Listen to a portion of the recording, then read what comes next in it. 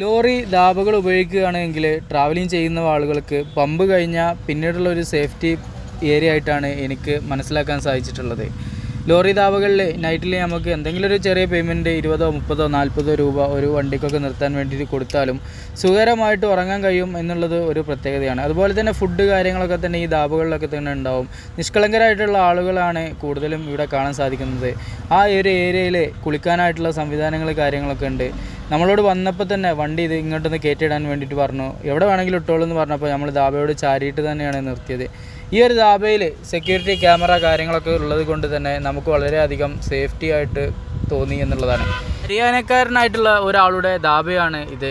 മൂപ്പര് ഇവിടെ വന്ന് ഈ കാണുന്ന സ്ഥലമെല്ലാം തന്നെ മൂപ്പരയുടെ അധീനതയിലുള്ള സ്ഥലമാണ്, മൂപ്പരുടെ പ്രോപ്പർട്ടിയാണ്. തൊട്ടടുത്തായിട്ട് ഒരു ബാർബർ ഷോപ്പ് കാണാൻ സാധിക്കുന്നുണ്ട്. പിന്നീട് ഇങ്ങനെ നോക്കി വന്നപ്പോഴാണ് കൈ കഴുകാനായിട്ടുള്ള വെള്ളം പിടിക്കുന്ന ഈ ഒരു ഡ്രമ്മിലേക്ക് കാഴ്ച പോയത്. മരത്തിൻ്റെ മേലെ ഇങ്ങനെ വലിച്ചു കെട്ടിയിട്ടുണ്ട്.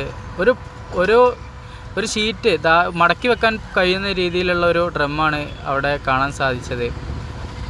ബാർബർ ഷോപ്പിലേക്ക് നോക്കുമ്പോൾ അത്യാവശ്യം ഡെക്കറേഷൻസും കാര്യങ്ങളൊക്കെ തന്നെ കാണാൻ സാധിക്കുന്നുണ്ട്. പല താജ്മഹൽ പോലത്തെ പല പിക്ചറുകളും കാണാൻ സാധിക്കുന്നുണ്ട്.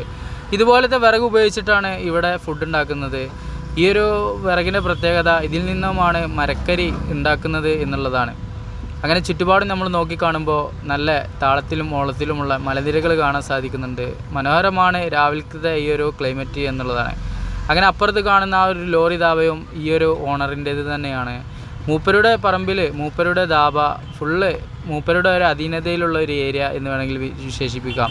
ഹരിയാനയിലുള്ള മൂപ്പര് ഇങ്ങനെ ഈ ഒരു സംഭവം സ്വന്തമാക്കണമെങ്കിൽ എന്തുമാത്രം എഫേർട്ട് എടുത്തിട്ടുണ്ടാവും എന്നുള്ളതാണ് ഞാനിങ്ങനെ വിലയിരുത്തി ചിന്തിച്ചു പോയത്.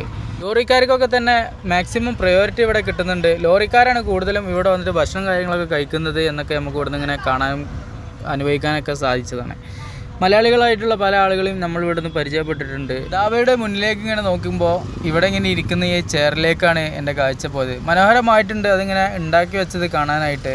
അതിലൊരാളിങ്ങനെ ഇരുന്നിട്ടുണ്ട്. സൈക്കിളിൻ്റെ ടയറും ചൂരലും ഉപയോഗിച്ചിട്ടാണ് ആ ഒരു സ്റ്റൂൾ നിർമ്മിച്ചിട്ടുള്ളത്. മനോഹരമാണ് ആ ഒരു സ്റ്റൂൾ ഇങ്ങനെ കണ്ടപ്പോൾ. പിന്നീട് നമ്മൾ ധാബയുടെ മുന്നിലേക്ക് നോക്കുമ്പോൾ മൂപ്പരുടെ ഒരു ഫോട്ടോ കാണാൻ സാധിക്കുന്നുണ്ട്. മാലിക്കിനെ അവിടെ ഇങ്ങനെ നിർത്തിയിട്ടുണ്ട്. അതിൻ്റെ അപ്പുറത്തായിട്ട് ആളുകളൊക്കെ കുളിക്കുന്നുണ്ട്. അവിടെ വലിയൊരു ടാങ്കിൽ വെള്ളം കാര്യങ്ങളൊക്കെ കാണാൻ സാധിക്കുന്നുണ്ട്. ഇവിടുത്തെ ഒരു പോരായ്മ എന്ന് പറയുന്നത് വെള്ളം എടുത്തിട്ട് നമ്മൾ പറമ്പിലേക്ക് വേണം ടോയ്ലറ്റ് ഉപയോഗിക്കാനായിട്ട് പോകാൻ എന്നുള്ളതൊരു മോശമായിട്ടുള്ളൊരു സാഹചര്യമായിട്ട് എനിക്ക് തോന്നിയിട്ടുണ്ട്. അങ്ങനെ നമ്മൾ ഈ ഒരു സൈഡിലേക്ക് ഇങ്ങനെ പോയി നോക്കുമ്പോഴാണ് ഇവിടെ മനോഹരമായിട്ടുള്ളൊരു നമസ്കാര ഏരിയ നമ്മൾ കണ്ടത്.